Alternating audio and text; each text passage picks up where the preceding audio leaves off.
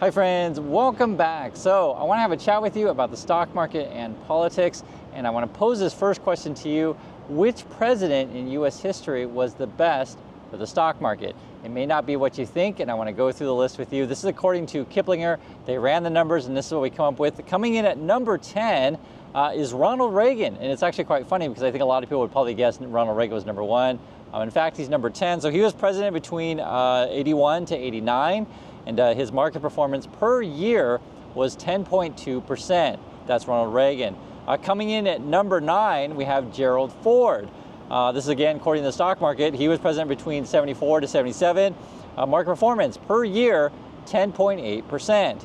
After that, number 8, Dwight D. Eisenhower. He was president between 53 and 61. Market performance, 10.9% per year. After that, we have George H.W. Bush. He was president between 89 and 93, so that's the first Bush, not the second one, the first one. And I don't know why he has two middle names. You guys can explain that one to me.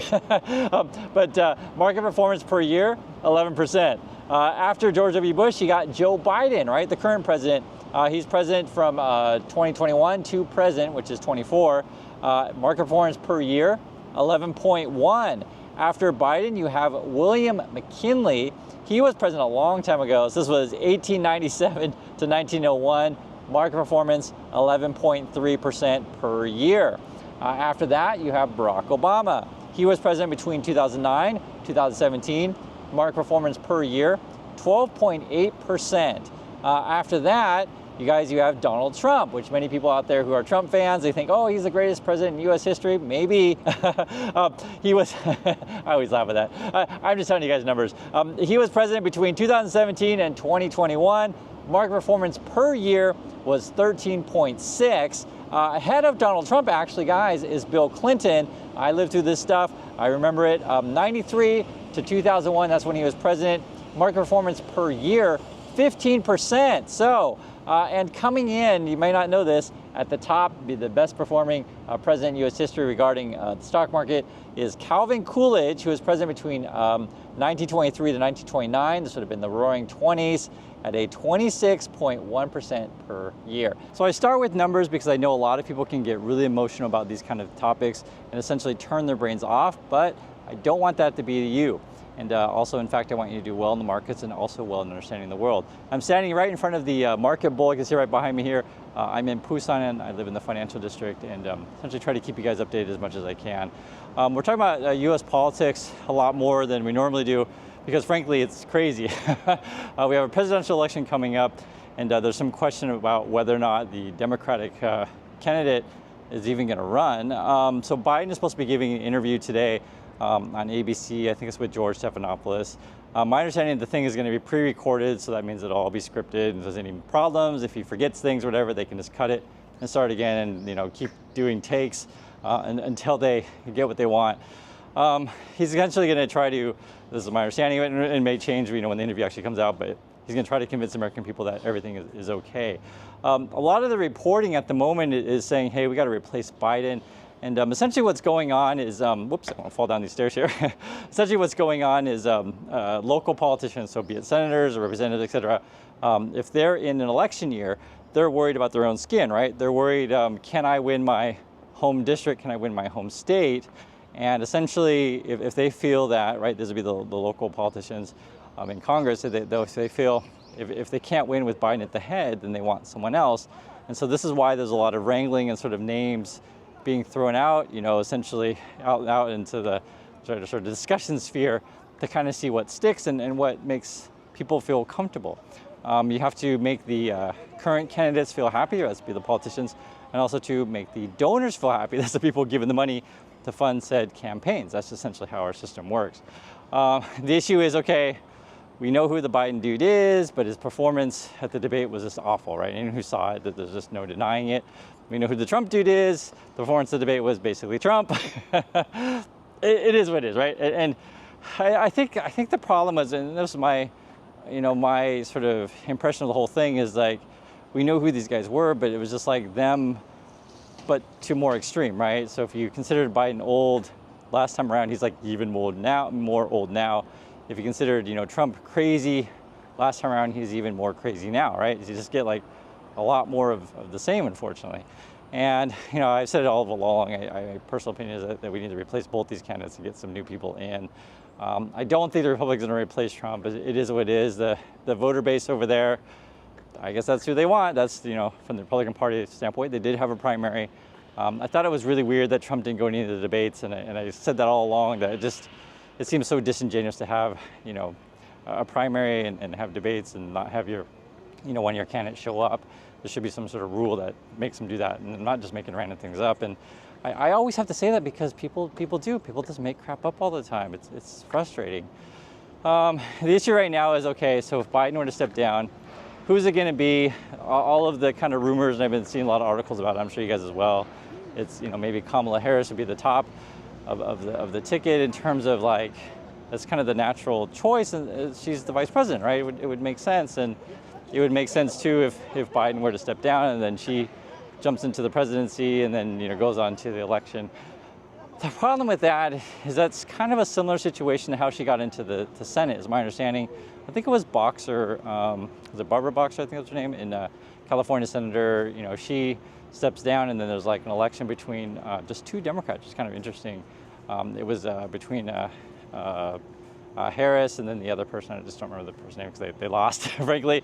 And they voters went with Harris, and then she was in the Senate, and then she got picked to be vice president. So the way that she kind of rose in politics is just right place, right time, I guess. What are you gonna do?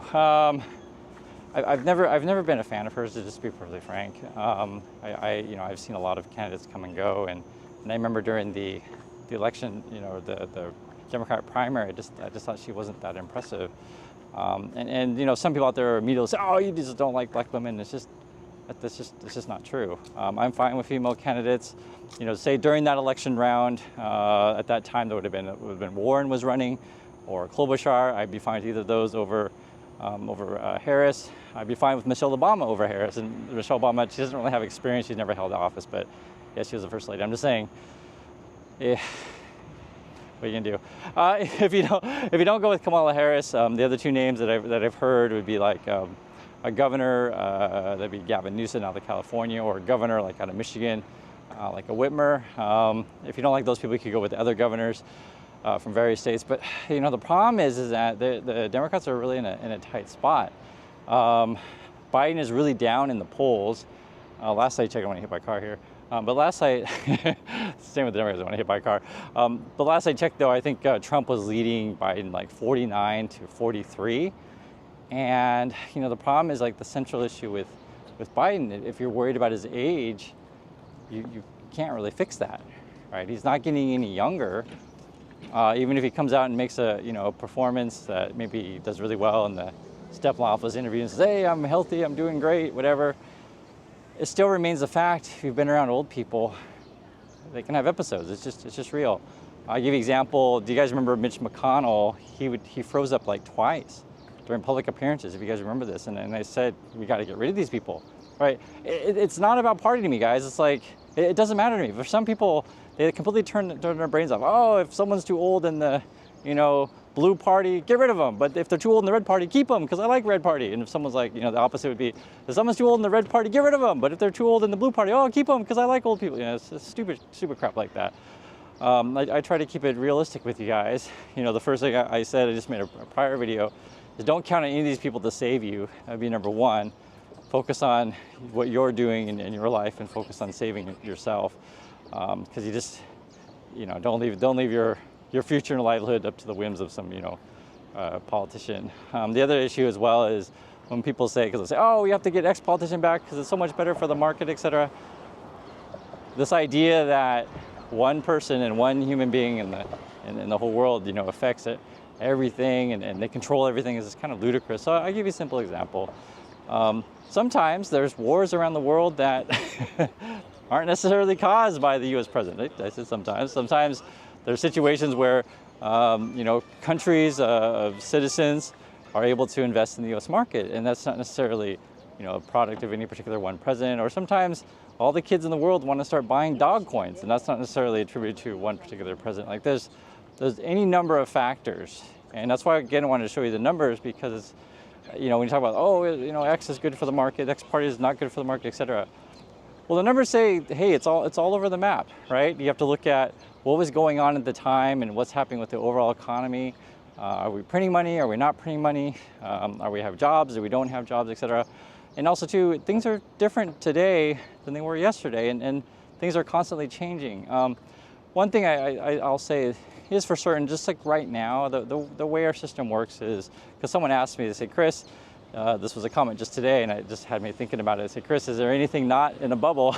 And my reply was, well, our whole system is based on speculation, debt, and money printing. And so it's hard to say, is there anything not in a bubble? Because that's our system, right?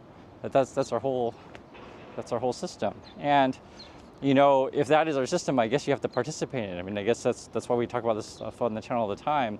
And I want you to manage your risk, because there's so many things that are kind of crazy in our system. How do you manage risk? Well, one is, don't put all your eggs in one basket, right? I tell you guys that stuff all the time. One way to do that would be, okay, if I'm going to invest in the market, I'm going to throw my money into index funds. So therefore, for example, this year, NVIDIA is like doing all kinds of crazy gains.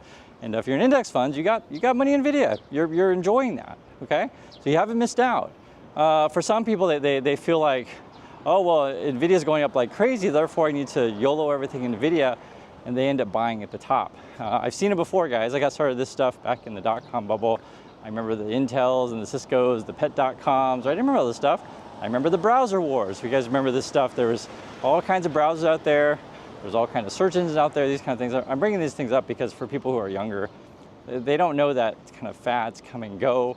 I just did a video recently, and just the last one, where Tesla's promising you they're going to build $20,000 robots, right, for real, when Boston Dynamics robot's going to be like 150. So, who do you think is telling the truth there?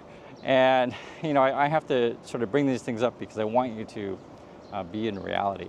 You can do well. You can do totally perfectly fine in this economy, in the market, as long as you have job skills. And I mention jobs because I feel like the finance channels out there on YouTube don't mention jobs enough. Like if you don't make enough money, you don't have enough money to invest and save, right? I think the reason is that maybe a lot of people feel like they don't make enough money, and then they have to watch these channels to like sort of supplement their income in some way to make up for the lack of skills. And I hate to be mean about this, but it's just real, guys. You got to have a good job, and then once you get yourself financially set in terms of just having enough money coming in to pay for your lifestyle.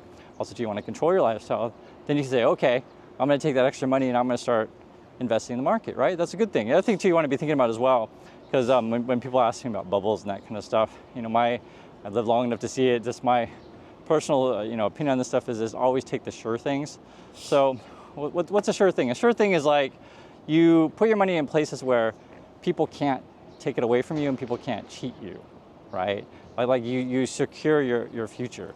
So like, for example, if you're gonna invest in yourself, say your education, because I'm a big believer in education. Once you're educated, it benefits you throughout the rest of your life. You're educated. You're then able to make better decisions. You're then able to have better friends that help you make better decisions, right? That's just one example. Another example would be, hey, you want to go out and you want to buy a home, and you do you where you want to live and all that. That's all on you. But like once you own that thing, it's yours. Right? It's something that people, hopefully, I say can't take it with you, but I mean, those are the issues of that. But generally speaking, you want to secure yourself, right? The thing is, I guess that the kind of the message I've just been thinking about today is bubbles come and go. They're there all the time, and what you need to do is like not get caught in the bubble to where you think, okay, I have to throw all my money into it because that's the only way I'm ever going to be rich, or I have to throw all my money into it because everyone else is doing it. The best thing to think about is like, okay, I see that everyone else is doing said thing. I can participate some of it, but ultimately I need to protect myself and do things that secure my future, my livelihood, my family's livelihood for myself, right? No one else is going to take care of you. And I don't know, we have this weird society/system. I see it where like everyone's looking for a savior, and that's why I mentioned the politics or the Musk stuff, because that's what I see. Like just today, I just made a video and there's some guy, he's like writing tons of comments, and I can see it by the name it's a guy, and I can see the kind of comments that he writes. Oh, well, Elon's so awesome, he's so smart.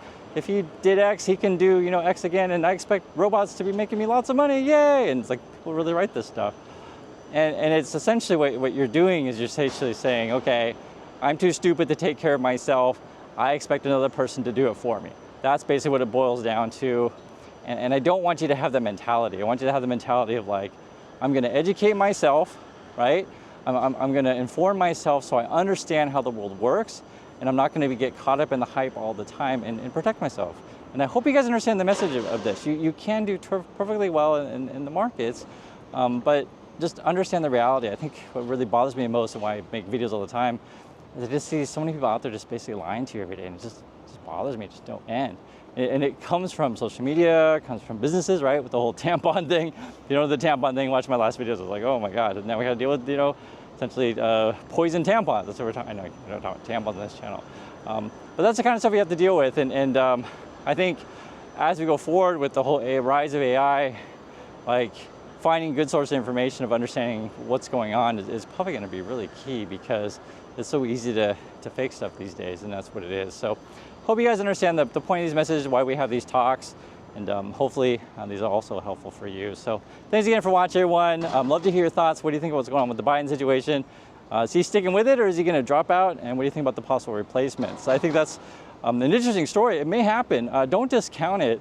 U.S. history has a lot of crazy things that happened, you know, and we'll see if this one is yet another episode in that. So I'll see you guys all in the next video.